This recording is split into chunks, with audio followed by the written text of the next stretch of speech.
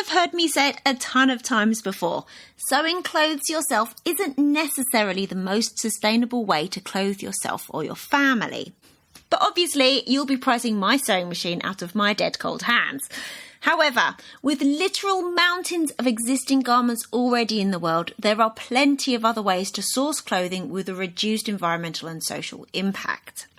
In this episode, I speak with Izzie Eriksen, founding director of a Glasgow-based social enterprise called ApparelXchange, about the various ways we can clothe our young people more sustainably. We also hear what ApparelXchange is doing to tackle child poverty and nurture their local community. Please stick around a few minutes and we'll continue the recent themes of social enterprises and community. So welcome to Check Your Thread, the podcast that will help you sew more sustainably. My name's Zoe and I'm obsessed with sewing. I've been blogging about it for over 17 years and I'm the creator and host of the popular handmade wardrobe challenge, Me Made May. But, like many people, I've become increasingly concerned about the climate and ecological crises, and I'm looking at the way that my lifestyle contributes to them. So in this podcast, I'll be nerding out about making clothes, whilst exploring how to minimise the negative impact that it may have. I really hope you'll join me in this journey. Hello, lovely. Thank you for clicking play on this episode. What are you up to today as you listen to this? I want to know. So, I just want to give you a heads up that this is the last episode for a couple of weeks, or the last new episode for a couple of weeks. But for a very exciting reason. I'm going to be heading off on tour with Gina Wigger and Mary Morton around the north of England for a week. We'll be at various places hosting workshops and interactive talks to promote both their awesome book, Stitch It, Don't Ditch It, and mending more broadly. So on the 18th of February, we'll be at the Big Fandango in Bury, Manchester. We'll be hosting a mending workshop and Gina and Mary will be signing books. On the 19th of February, we'll be at Stitched Up in Manchester, where Gina and Mary will be giving an interactive talk plus signing books. On the 20th of February, we'll be in Leeds at Left Bank Leeds, hosting a mending workshop and more book signing. Then on the 21st of February, as previously mentioned, there'll be a Check Your Thread patron meetup in York. So that's where I get off the Mary and Gina train. But Mary and Gina have more events in Leeds at Scrap Sunnybrook in Leeds, and then at Crafters and Makers in the Wirral, and then at Ragged Rewear Revolution in Penrith. So head to the link tree on Gina's Instagram, which is at The People's Mending, and you'll get full details of all those events. And then hopefully some of you will be able to come along and support them and maybe get some mending advice from the legends themselves. So yeah, this means that I'm out of action for podcast making for a little bit, but I'll be hopefully getting a bunch of recordings on the road and at all the events. So content will be coming. And next week, I'm going to be replaying a previous episode that leads so perfectly from the themes of the recent episodes. And then there'll be a week without any episodes dropping, which maybe you could use to possibly catch up on any of the episodes you've missed. So no new patrons to thank this week, so I'm just going to say huge thanks to all patrons currently supporting the making of this podcast. If you'd like to throw your hat into the ring to help keep Check Your Thread afloat, please head over to patreon.com/checkyourthread. You can get a sneaky peek of the awesome community over there, and you can sign up for any amount that makes sense to you. So this episode. So this conversation has been in the works for a while, and my initial intention was to upload it straight after its sister episode, 206, which is How to Sew More Sustainably for Kids. Obviously, there's a natural follow-on, but the timings weren't meant to be. So, that said, I also think this episode flows on very well from the conversation that Kat Canfield had with Francis from Sincere Studio that we dropped last week, exploring the good that social enterprises can do in the world when organisations are extracted from the need to make large profits for shareholders. I also love the way that, once again, the themes of community building and in real life experiences have cropped up in this episode also. So do head to the show notes, which you'll find on checkyourthread.com for this episode, which is 215, to see some awesome photos of both the ApparelXchange warehouse and the lovely shop that I chanced upon in Glasgow last year. So until next week, when I'll be replaying an important episode with an important message that everyone needs to hear. Please take care of yourself, take care of your loved ones and those in the wider global community who need our help. If you're in the north of England, have a look to see if you can attend any of the awesome events that Gina, Mary and possibly myself will be part of. And enjoy! Yeah, so basically I discovered your amazing shop last summer just by total chance, because my family were having a little holiday in Glasgow, and we were just wandering around and we just came across your shop and I was like, oh, isn't it wild? What is this? And so to be honest, like now my kids are a bit older. So how old were they at the time? They were 8 and 11, big. I don't sew as much for them these days. They take up quite a lot of fabric now. Yeah, and it's not always a hit, is it? You know, you could make them something and they're a little bit like, it's annoying. So I'd say probably about 90% of their clothes are secondhand, either like hand-me-downs or charity shops, or vintage when there's a specific thing that they need. Yeah. So my kids, they're pretty well trained on secondhand clothes. They're pretty much on board with that. But what was so exciting about coming across your shop, it was so like well curated. It was like a real treasure, and so much more inviting than a lot of the charity shops basically that we go around. And I think that's part of the battle, isn't it? You know, it's making sure that when you walk into a shop, you go, I want to shop from here and I can see what I can buy. And we want the shop really there for the kids to go, I want to shop in here. So it's less for the parents and more for the children. Oh, it was definitely for all of it. We were all loving it. Yeah, we were all loving it. And whilst my big kid was trying some stuff on in your changing room, I was talking to your lovely retail assistant, Jordan. And the podcast was mentioned, and one thing led to another, and here is our conversation. I'm so happy. So thank you. Exactly. You know, it's great when people discover us like that. It just also shines a light on how difficult it is to kind of get that reach into communities. You know, you think people in Glasgow know who we are and they don't. Sure.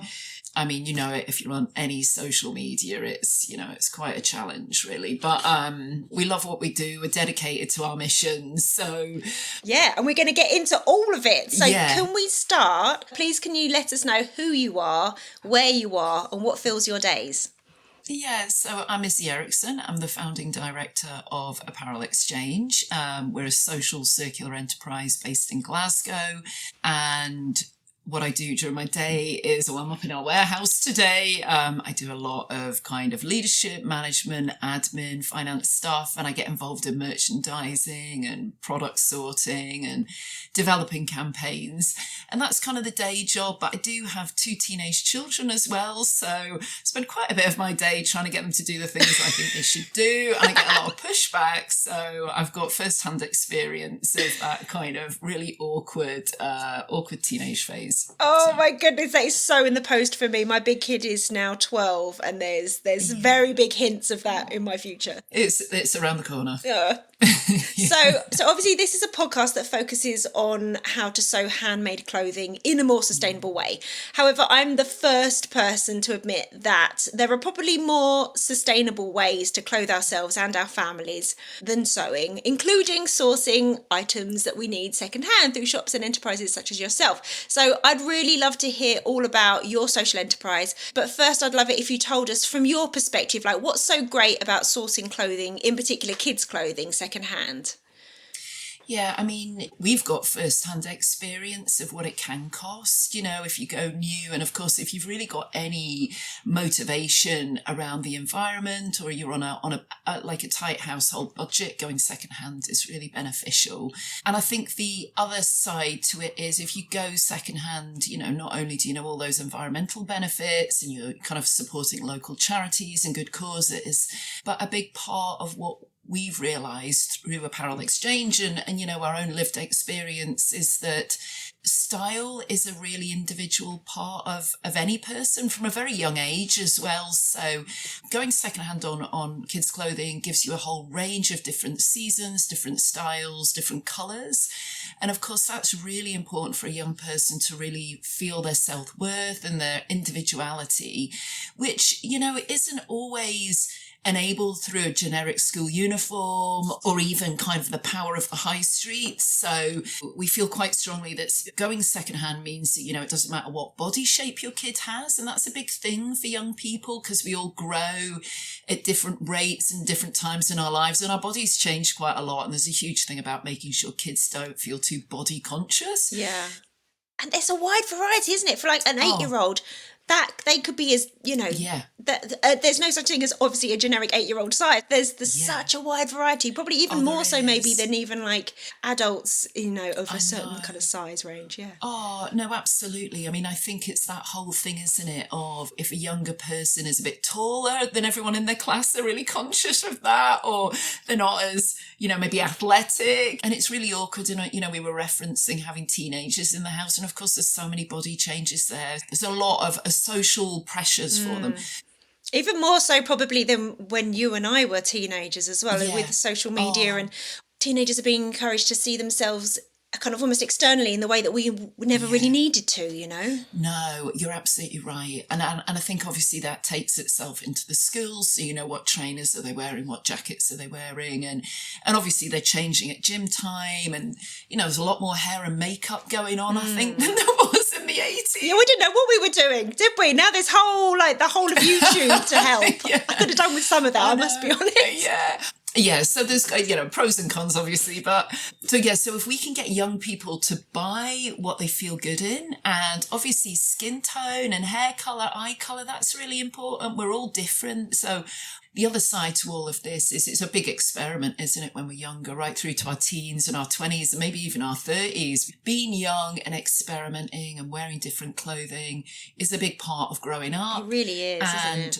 Really becoming who you are. And then you can do that cheaply if you go secondhand, but if you're on the high street in some of the big brands, then that could get quite expensive, and it stops that creativity as well. Absolutely. So, I mean, some of the pieces that we got in your shop for my kids, there's no way I could have afforded those new, and they're fantastic, and my kids feel great in them, and wouldn't have been an option. Good. Yeah, that's really great to hear, because I think that's the thing, isn't it?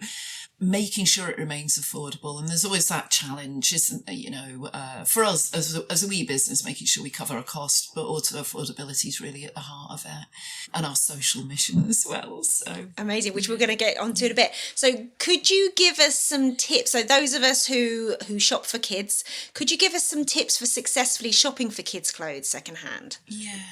The one thing that I always try and do personally is what do you actually need? Because I think, it's very easy to go into any store, whether it's secondhand or new, and just sort of, see the bright, shiny thing.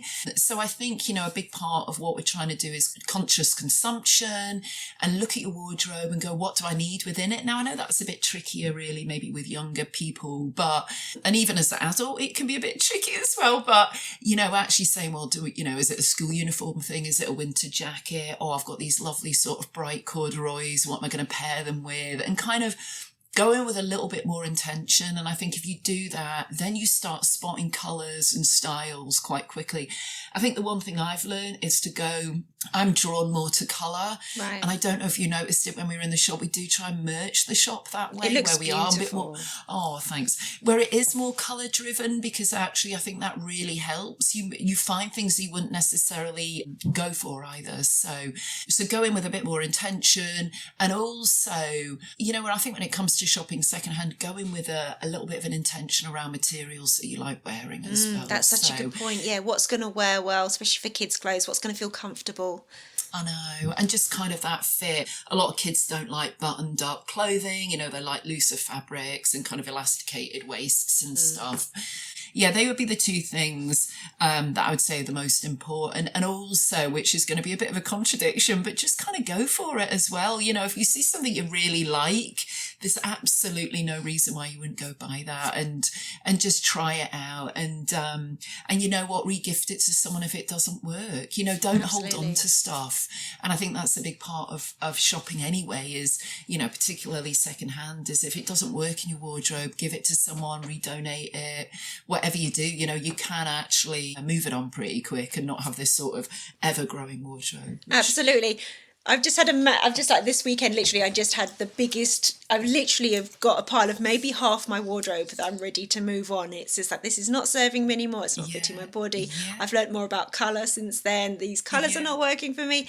And it's like, just like create some space. And same with kids' clothes. I mean, kids have got stuff. Their bedrooms are full. Let's move those pieces on if they're not reaching for them. It doesn't matter if you bought them and you really like them. If your kids aren't really wanting to wear them, then... yeah, let's move it on. I know, and actually that is a really good point, isn't it? You know, that I do think kind of a cluttered wardrobe doesn't really help matters. No. You know, and actually there's a level of in it, things that you might have been gifted, or I've got Anton, you know, I'm like, do you like that? He's like, I don't really like that, Mum, you know. And so, you know, we get it out the wardrobe because it's a bit like, why is it even there? Or I've bought him something, which I do less and less of now without his absolute approval, because it can be an absolute waste of time. And actually just been having an organised wardrobe and, you know, all that sort of merchandising at home. I know it sounds maybe a little bit much, but at least if you can see what you've got, you know what you can wear. There's quite a lot of conversation around that and discussion around that anyway within kind of fashion and sustainable fashion forums. I'm sure you guys you've covered that before as well. So yeah, I'm all about, I don't want anything in my wardrobe or my kids' wardrobes that doesn't get worn at least a handful of times in a year. Yeah. Why keep it? It's just collecting dust. It's just a waste. I know, of course. And then you make room for other things, you know, and again, I'm not trying to sort of push the consumption, but if you're going for secondhand, and particularly with kids, the body's changed, they've grown a bit, they're growing all the time, you can make room for something else that they're kind of into. So yeah. That's so nice. Yeah. So when it comes to our options for shopping secondhand for kids' clothes, like, what would you say are the merits of the various options and platforms? Where can we go? What would you recommend? I mean, because we're a local organisation and yet we do retail online, I mean, I would always sort of advocate for people shopping locally, because I think it does such a job for charity high street retailers and other sort of social enterprises like ourselves. I do actually advocate for kind of local reuse shopping, because I think going into a store, having that kind of experience and really under, you know, the touch and the feel and the try is something that we've lost with online shopping. And of course, you know, we have the big problem with kind of returns and people buying things that they're never going to wear or never want, and then they've got to return it. So yeah, especially when people buy something from a charity shop and they might, you know, they didn't bother to try it on or whatever, and it just, then it sits there because you think, oh, is it worth it for taking it back? And sometimes you've only got 2 weeks and you miss that opportunity, and then it's like, okay, well, it was only a $5, but still that's a $5, you know. And then it's just sitting there. And then it is a garment that's sat there, right? Yeah. So we're a big advocate for going local. It supports the local high street, and obviously we're in Glasgow, and, you know, the high streets change quite a lot. But if people want local shops doing things that we do or that other charity shops do, then we do need to shop in them. Absolutely. Use it or lose it. Yeah, absolutely. And we see shops coming and going all the time in Glasgow. So I think that's a big part of what we would advocate for. Not everywhere's got an ApparelXchange on the high street. But gutted. I know, I wish you could open one up in Brighton, please. Oh, well, do you know what? Maybe. But what was lovely about your shop as well is, like, I think as well, as kids get older, you go to the charity shops and there isn't the selection. You know, there's a lot of stuff for toddlers and young kids. And then the older they get, you have to be so lucky to find like something that suits them, fits them, is what you need. It's so rare. So you go to a shop like yours and there's literally, you have it it's all in sizing as well, isn't it? So you can like, bosh, there are the coats for age 10. There are the trousers for age 12, you know, and they're all there. And you're like, right, okay, great. This is what we need. This is the selection. It's so much easier. Well, it is, isn't it? And actually when you go into other charity shops, they're very old. The fashion's old, and what you've got is, I would say there's a lot in there that's not really relevant for teenagers in particular. So I think you kind of have this gap as well, and that's actually quite a good segue into other platforms like Vinted and Depop and things where, you know, you've got known brands and you've got high street brands, you know, you've got supermarket brands all being sold affordable prices, and also luxury brands, which if you've got a bit of a bigger budget and you're looking for a special item, you can get as well. So the move to e-commerce has absolutely exploded over the last 3 to 5 years.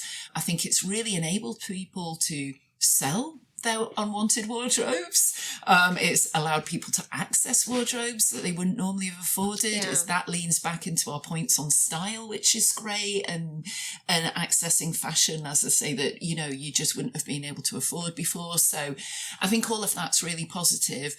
I mean, I think there are challenges, though, with some of them, and I'm not going to name which ones in particular, but, you know, I know sometimes returns aren't possible. I think sometimes quality isn't always meeting expectation. I'm becoming a little bit more aware of there being scams going on in some of the sites. So I think there's risks, but I think those present themselves across the board. So there's by no means suggesting that one is better than the other, but I do think a combination is good. So if you were to say, what do I do first? I'd say do what you can locally. And then if you can't find what you can locally, hit those UK-wide e-commerce sites, because I think that way you're doing everything you can for your local community and causes, and then you can, go find those things that you couldn't find close by. And I think, even though it takes a little bit more time, I think what that allows is a little bit more consideration over your choice and your purchases. And that question we all have to ask ourselves is, do I really need this? And I think that's obviously a big question whenever you're shopping secondhand or for new is, do I need it? Am I going to wear it? So yeah. Oh, brilliant. But we, as a household, we do a mixture. I think that's such a personal. I was going to ask you, like what's your family's approach to getting dressed?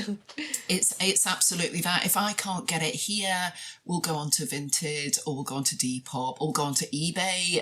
We were really lucky because we had another few kind of designer concession stores in Glasgow. One had a shop, it's recently shut and things. So Isabella's Wardrobe, and she's still online. So as a family, we were doing everything we could. But I mean, that does take a bit more time, doesn't it, Zoe? I mean, you'll have similar experiences. It's not a quick fix. No, it's quicker than making it though. Oh yeah. Yeah. Oh my goodness. Oh, completely. I mean, I've spent weeks on things that I've tried to make and I have made, but it's been a real head scratcher. I'm by no means as talented as you. And it's a real annual project. I maybe make one thing a year and I'm learning all the time. But yeah. And sometimes I have to be honest, the things that kids need, like the joggers, like the t-shirts, it's not worth it in any way financially to make it. Like, I know obviously not everything is about the money, but fabric is not cheap. Good quality fabric in natural fibers that's going to wash well and last, it's not cheap.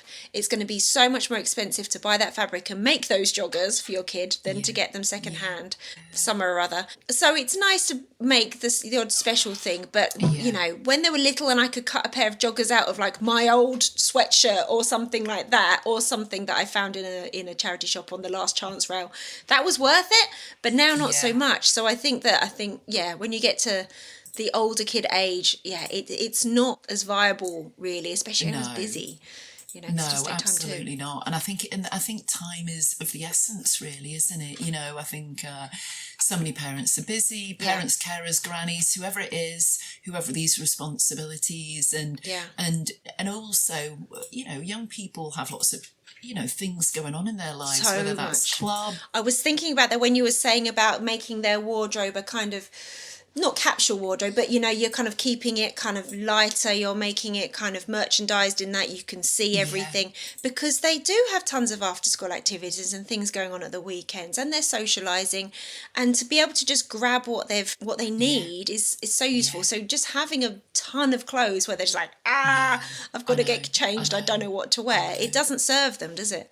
No, and I think they get a bit overwhelmed by that. And again, that doesn't really lean into them enjoying getting dressed or getting dressed up for a special occasion. Or it leads to a lot of rows as well, doesn't it? Like, come on, get dressed. Hurry up.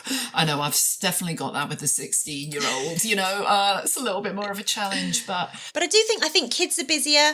Obviously, the cost of living is such now that if it's a 2-adult family, often both parents are or carers or the adults are working full time or doing a number of kind of side gigs and what have you, just to make ends meet, don't they? So we don't have the time for lavishing, making. I know. And actually, if you can buy a pair of joggers for £2 and it's done, and they're going to get delivered in 2 or 3 days, whether that's a e-commerce site or an online site, a news site, then you are going to make that choice. Absolutely. And I do not blame parents whatsoever for. No, I know.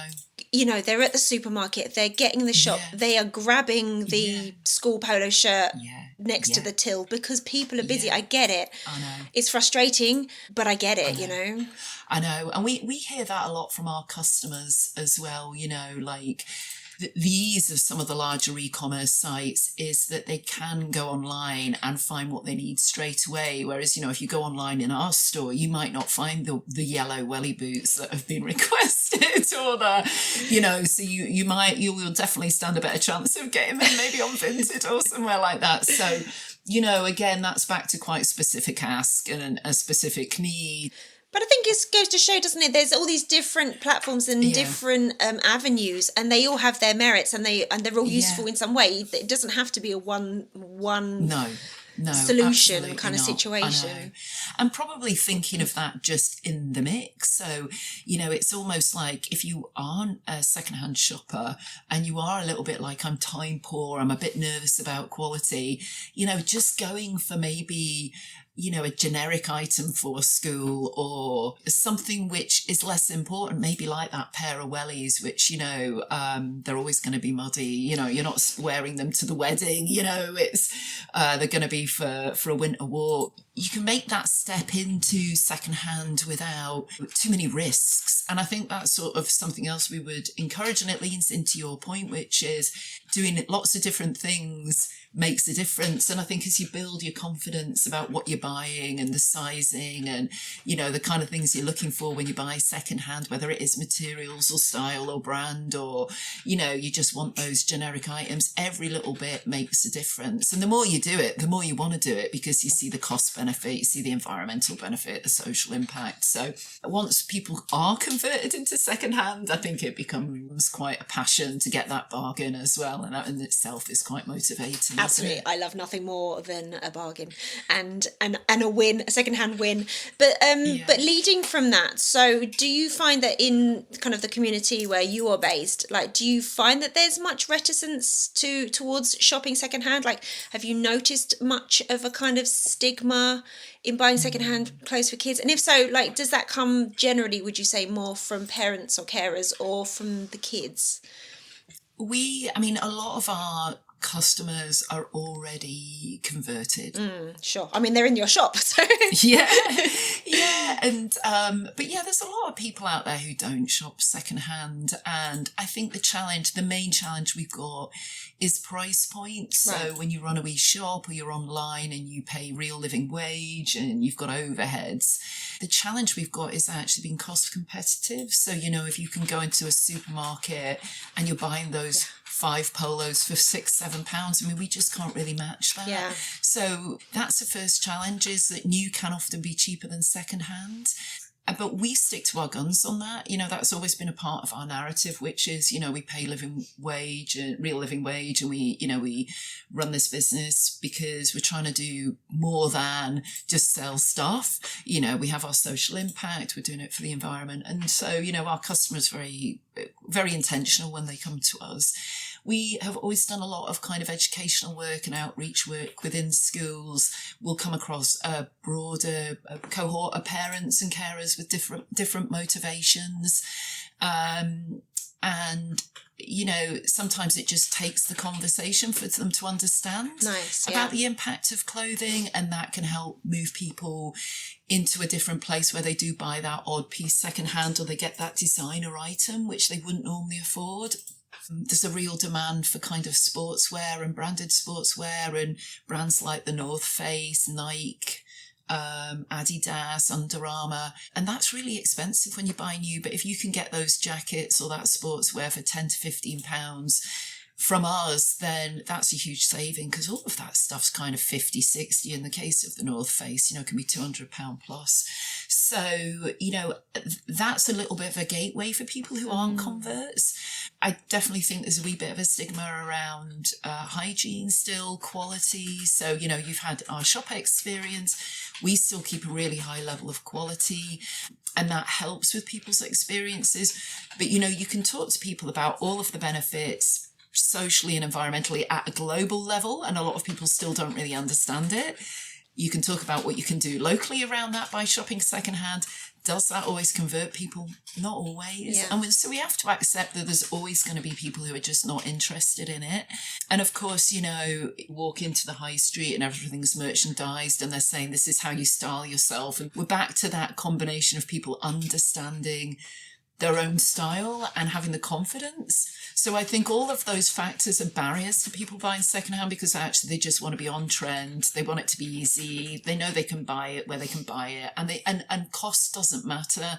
So to get them to buy secondhand, we're kind of up against it, because they've really got no motivation to. Yeah, I mean, literally like millions of pounds spent on advertising and merchandising, and like it's a game that you kind of set up to fail in a way, isn't it? If you're comparing yourself to those kind of retail experiences. But what really frustrates me, and I'm sure you have this all the time as well, is this. We've been sold this idea that there is like a new clothes smell, and it's like, that's plastic. That smell is plastic, and that is chemicals.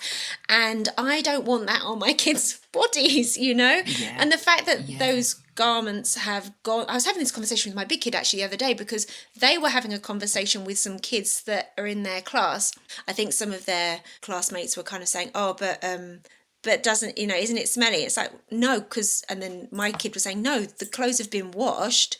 And that's the point, like the clothes have been washed, like the more, especially with school uniform, I think, isn't it? Like the more times that those clothes have already been washed, like, there's a lot of those chemicals are already gone.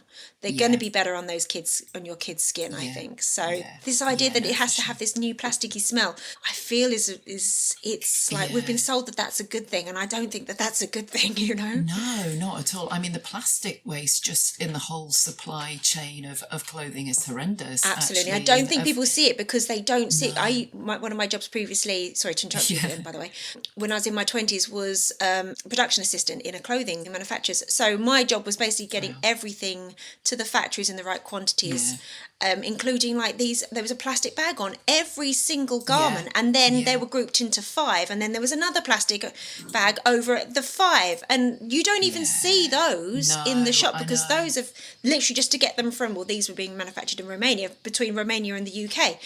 That's all those were for, just to protect them in that journey, and then that just goes in the bin. Yeah, no, absolutely. I mean, that was exactly what went through my head, because I've worked in retail as well, and just things that, every individual item's got a plastic casing on it, and I was actually really shocked when I saw that. But of course, I mean, you'll know from those production days, just nowadays, if things aren't perfect, the retailers and brands aren't actually paying for that. I mean, that's all kind of part of these manufacturing contracts that they have, so not only are the manufacturers getting squeezed on quality and price and and labour rights within all of that negotiation, but by the time it's got to the UK, it's got to be in perfect condition, else they're not going to get paid for it. So like it's a really challenging sector. And I often think that, and I know we're digressing slightly, but no, I love it, go for it. I often think, like, actually, brands and retailers have kind of shot themselves in the foot. There's been a race to the bottom on price. There's been a race to the bottom on quality. They're in this business model that they can't... How do they get out of that without a complete rebrand and restructuring of their model? And more and more consumers are getting wiser and wiser to kind of the supply chain, maybe not as fast as we would like them to go secondhand. And then you've got all the success of e-commerce. And there's lots of policies at European level around extended producer responsibility. There's eco-tariffs and levies in France, and they're looking to introduce that further across Europe. The UK is starting to look at unsold goods and other, interventions around policy and regulation. So you're just like, it's really on the horizon. And you just wonder, why would you devalue your brand? And everyone's just so desperate to sell as much as possible. And now we've all got peak staff and wardrobes have got too much stuff in it. And, we then have the kind of the other end of the scale that, the value chain, but, whether it's us doing local reuse or these big textile recycler reusers, where the markets are absolutely saturated abroad. And we've just got these mountains of clothing in various countries. And you're just like, it's just completely broken. And yet everyone, certainly I think in the value chain, is going, we can't cope with the volume, and actually we've got nowhere for this stuff to go anymore. Yeah. And yet we're still struggling with the whole fibre to fibre recycling and having commercially viable models. And we're still seeing mixed composite materials going onto the, into the marketplace, which no one's got a solution for, so it's just really complicated. And yet no one's prepared to kind of put the brakes on it and slow the whole damn thing down, because the shareholder is expecting their dividend. So, and in the meantime, we just devastate the planet and the people who live in it. So, and on that dreary note, we'll get back to the No, well, yeah, well, exactly. So, well, let's get back into your... Yeah, sorry. No, but that puts it completely into context. I mean, this is why you were doing, well, partly why you were doing what you were doing. So let's get more into that, like what you are doing. So you are, as you said before, you're not just a retail business. You are a social enterprise. Can you explain a bit more what that means? Yeah, so obviously we have certainly in Glasgow, across Scotland and other parts of the UK for sure, child poverty is kind of, certainly for the Scottish Government and all local authorities, is a lead policy area. Right. We have 25% of young people in Glasgow are experiencing some level of poverty. Wow, that's a really high figure. It is, and it has been growing. Now, child poverty is complicated. It's about economic circumstances of families. It's about jobs and opportunity. It's about education. It's about access to services, and of course the systems responsible for that are varied. There's personal responsibility, but there's also what local authorities and other agencies are doing to support that change. So young people have always been at the heart of what we've done, and we've talked a bit about that already in terms of style and growing confidence and flourishing. But we basically said, well, look, if we've got lots of clothing, how do we support young people with clothing as well? So as a social enterprise, a big part of what we do is our social mission, and that is providing clothing packages to families, and particularly the young people within those families who need clothing. Now, it originated around school uniform. Right, okay. That was the original part of... Yeah. Okay. That's right. And then actually we realised that, that young people don't, they need clothing to do sport, they need clothing to change out of their school uniform when they get home, they need stuff for special occasions themselves. So our clothing packages service that covers all types of clothing needs that they might have, and that allows a young person to not wear their school uniform at the weekends, which was being observed. There was anecdotal evidence and real evidence around that coming through some of the agencies that we work with. And also just that sense of separation between kind of school life and home life. Yeah, I can imagine there's a lot of stigma as well in wearing your school uniform the weekend and stuff. Completely, and also having enough clothing that actually can get washed and that you're not going into school maybe smelly or, with clothing that has got, spaghetti sauce from yesterday's dinner on it and things like that. So that's a big part of our social mission now. Clothing is, as I was kind of alluding to earlier, it's just one part of the challenge of tackling child poverty. So, we're not here to tackle it all, but certainly the clothing packages is kind of how we do that. That's amazing. Service. So how do people access those? So we work with Glasgow City Council for the majority of the work that we do. So we've been really fortunate that we've worked with them for many years. We've developed a really good relationship with them, and we actually deliver on a service with them, and that is provided to families via referral. So they have their own Glasgow Helps kind of department, let's say, that works with lots of people across Glasgow who have been identified or need a bit of extra support, and that's part of a wider cohort of support as well to make sure that that families can move on from their situations. We also secure funding from other trusts and charitable organisations, and then we provide our own service. And we have our own kind of Google form, and that goes via our own social partners. So that could be other big charities, social enterprises, so or agencies. So people can say what they need, what the ages of their kids are, things like that. Yeah. So the form has all of that detail. Do you need uniform? Are there any cultural needs as well? So if you need long sleeves, long skirts, trousers, things like that. And obviously what we do, we ask for people's sizing rather than their ages, so that what we do is we get that truer indication of what they're actually wearing. If there's any colour preferences, then we ask for that as well. So we do as much as we can to fulfil that. I mean, we provide packages that are pre-made. They can be posted out, or people can come up to the warehouse or go to the shop, and from there they can self-select. So we introduced this a couple of years ago, and that really takes us back to the beginning of our conversation, which is if people choose what they want and choose what they need, that helps fulfill their self-worth and what they want rather than what we think they want. Yeah, so people come here by appointment, and they have a budget, and they basically can shop around the warehouse, and it's all kind of merchandised. It's organised, maybe a wee bits of improvement to make it easier to organise, but yeah, we're getting there. So, but yeah, they can access it that way. What else? We're also online, so if people have limited mobility, or they haven't got access to transport, they can't afford it, they can get an online voucher. So if they can't come into town or come to the south side, then they can buy that online as well. And so we really use all of those channels so that there's no barriers. And of course, a big part of it, and it takes us a little bit back to stigma, but, you know, when you need help and support, you need discretion, and you need friendly, understanding people working with you, and no one questions need, you know, if you've been identified or you've come to us as self-referral, we're not here to means test people. You know, if you need it, we just accept that you need it, and yeah, you access it. Amazing. That's how it works. Amazing. And it works really well. Yeah. So good. So how does it work on the practical level? Like, where do you source your stock, and like what happens to it once you've got it? Yeah. So everything's donated. So we've got the Southside shop where we get a lot of donations coming in. Donations come here to the warehouse.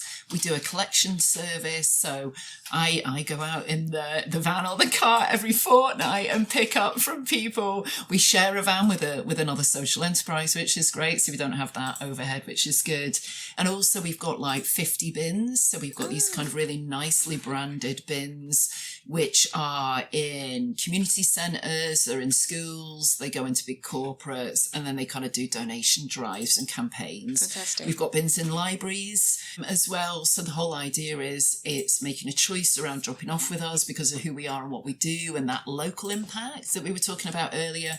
And then it's all about convenience, because back to the other point, which is if you're a busy mum and you're off to the or dad or carer, and you're off to the library because you're getting library books, you can take that bag of donations with you and drop it off. We're all about that, Zoe. I'd love one like that in my local library. That'd be amazing. Go and get your books renewed. Good. Yeah, I know. Fantastic. So what happens then? It goes. You collect it and it goes to your warehouse. Yeah, it comes up to the warehouse. We work with a lot of volunteers as well, so that's a big part of our social enterprise. We have volunteer opportunities, and we sort it all out into various sort of product types, and we quality check it. If we can wash it, and we know we can wash it, we'll wash it just to increase the reuse rate. Because when we work with schools, we get a bit of lost property. So we do find that we've got that spaghetti sauce and various other things on it still. So we do wash. And then we do the odd repair, actually. We don't do a huge amount of repairs. I was going to ask you about repairs and what happens with damaged items. Yeah, we do. So if we know we can repair it well, and we haven't got a huge capacity to repair, to be honest, Zoe, but if it's worth it in terms of brand, we actually sell it as repaired as well, because we actually want that story to go with the clothing. So we have had a range of fully repaired stuff that's been sold in the shop. That's fantastic. I'm all about normalising repair. Yeah, I know. So we generally acquire a big pile, and it might come home with me and I'll do it in front of the telly, or we might bring in another kind of a social enterprise that we work with called the Repair Cafe. They've come in and worked with us for the afternoons and taught repair. Amazing. But also done repairs with us and stuff. So we do that. But yeah, we get a huge amount of great donations in, and we get some great brands. We get a lot of supermarket brands actually as well, and that's quite an interesting point of discussion as well. Because actually, you know, I think when people buy secondhand, they want to go for a particular brand and things. But actually, there's quite a lot of great supermarket brands available secondhand. And it's actually a big part of what we've got as well. We've got Next, and we've got M&S, and we've got H&M and things like that. But obviously we have Tu, and we have Florence and Fred. And what we find is when we go through the quality check, a lot of those goods, a lot of that clothing is great, particularly the school uniform. It's the same quality. It's probably made in the same factory, and you'll be well familiar with all of that.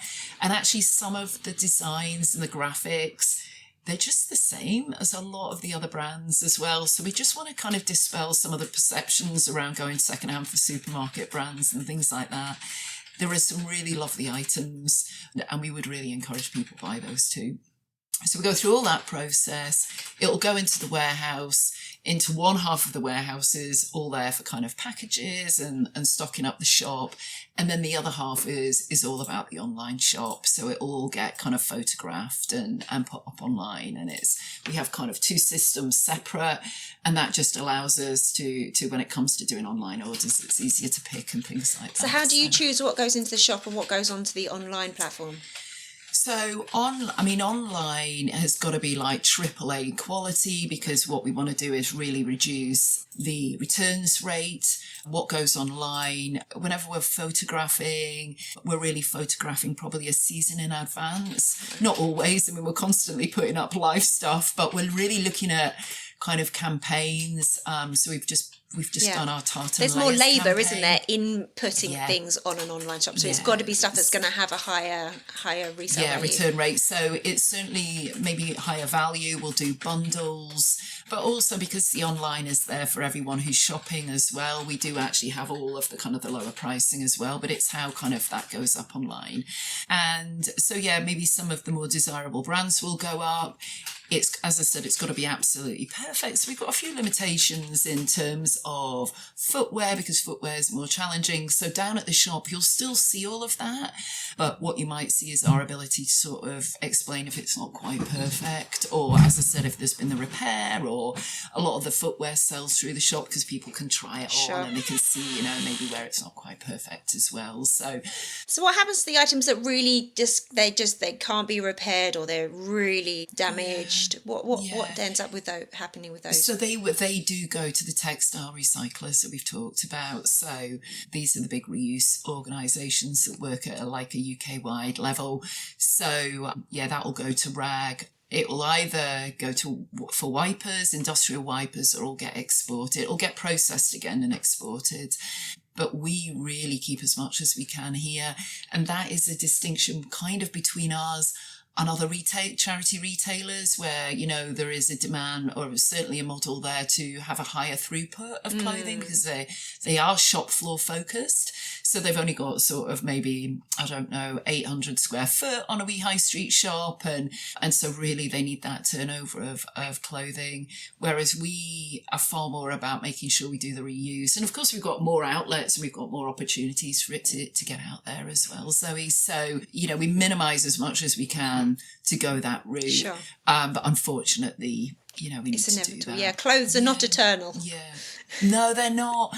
And I think because we handle a lot of sportswear, we were trying to extract out just like the polyester and things to try and find some of those fibre to fibre recyclers, and we'd gone via a couple of contacts that we had. So we are looking to maximise on the value. We've got an artist that we regularly work with, and she's always looking for the damaged sequin T-shirts, because she makes other things with them. So, where we find alternative routes, we'll do that. But we've really struggled, like the polyester, we couldn't find anyone to take that. So, even when you are really dedicated to the cause, it's quite hard to move things on. Absolutely, completely. So when I was there back in August in your shop, someone was tidying up after some kind of workshop. So do you also hold events in your space? Yeah, we do. I mean, we have we do lots of different things from, we've done an adult resale.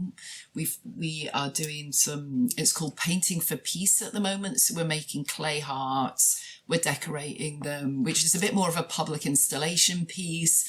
But we've got a really diverse community around the shop. So we went for some funding, and we felt it was really important for people to feel empowered around the conflict in the world. And so we came up with this idea with local residents. So that's ongoing at the moment in the shop. We do repair workshops. We had a darning your woolies workshop at the weekend, which went really well.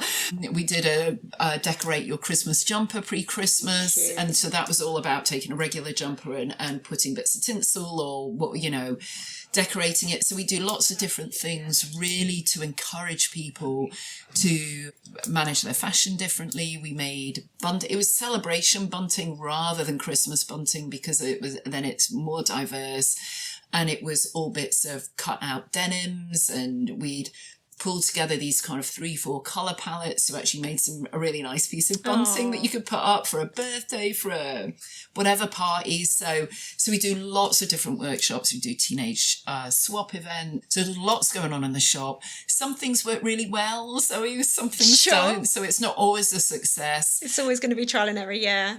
But that's so nice that you are kind of encouraging that sense of community within your community as well. Yeah, I know. And actually we've even got a live drawing class going on in there fun. every Saturday on a monthly basis. So all the furniture gets moved, the blinds go down, and we have, 20 artists all, drawing some beautiful persons. So yeah, it's obviously been important for us to diversify, for people to understand that the space is there, but also it is meant to be a community space, and it's about responding to opportunities and needs. I think everyone who's within new retail or secondhand retail understands that retail can't just be about selling clothing. It's got to be more than that, and people don't just want to go buy. I do believe that there's kind of this trend towards more experiential stuff. If you go somewhere and you're learning to sew, but you can also pick something up, then it's a bit more fulfilling and satisfying. And I do think there needs to be more of a trend towards that. And I think we're trying to do that. I mean, granted, yes, there's still all of that, like shop stuff going on. But, you really need to get people into your space for a different reason. And especially if you're trying to say to people, you don't just need to buy stuff because that's what you do at the weekend. And you can do things with your hands. You can make things. You can repair things. Yeah. I know. And you don't always have to spend money to do that either. And I think obviously back to cost of living, we do need to kind of be able to do other things at the weekend. Oh, yeah. I love it. There's a strong theme that has been coming through in the episodes that I've been creating recently, and encouraging community and analog activities over online things is coming through pretty much every episode I've done recently. So it's so nice to hear that again from a slightly different angle. So for those of us who aren't sadly based in Glasgow, what can we do to support what you do? Oh, well, thanks for asking. I mean, we are online. So, I mean, we always encourage people to find us and shop with us online. Great. I'll put all your links in the show notes. Yeah, that would be amazing. Thank you. And I think the other thing is, it isn't just about ApparelXchange. This is going to sound very sort of virtuous. No, do it. Go for it. You go there. If you've got a school, if you're a parent and you've got a school and you want to encourage them to reuse, set that sort of stuff up in your school. If you're not doing that, shop locally. If you can swap with friends and family, do all of those things that you can do. Just be an advocate for the change that we really need to see. Learn to sew, learn to repair, and take those baby steps, because actually the change we need, everyone needs to feel empowered to make that change. And it's not just, it's ApparelXchange's job to do that, or, the high street to make that change and tell you what to do. We should all feel that sense of responsibility and autonomy, and together we will shift the markets that maybe aren't acting for the best interests of the people in the planet that are within them. And you've got all power to your spend as well. Shop local and use your money where you can make a difference. And that would really be our big message. But if you want to shop at Apparel, that would be amazing. Oh, that too. Do it local if you can. That was the most beautiful way to wrap this up. Thank you so much. Can you just let us know where we can find you, both online and in real life? Yeah, so we're at www.apparelexchange.co.uk. That's where our main retail shop is. You'll find out lots more about what we do socially on there as well.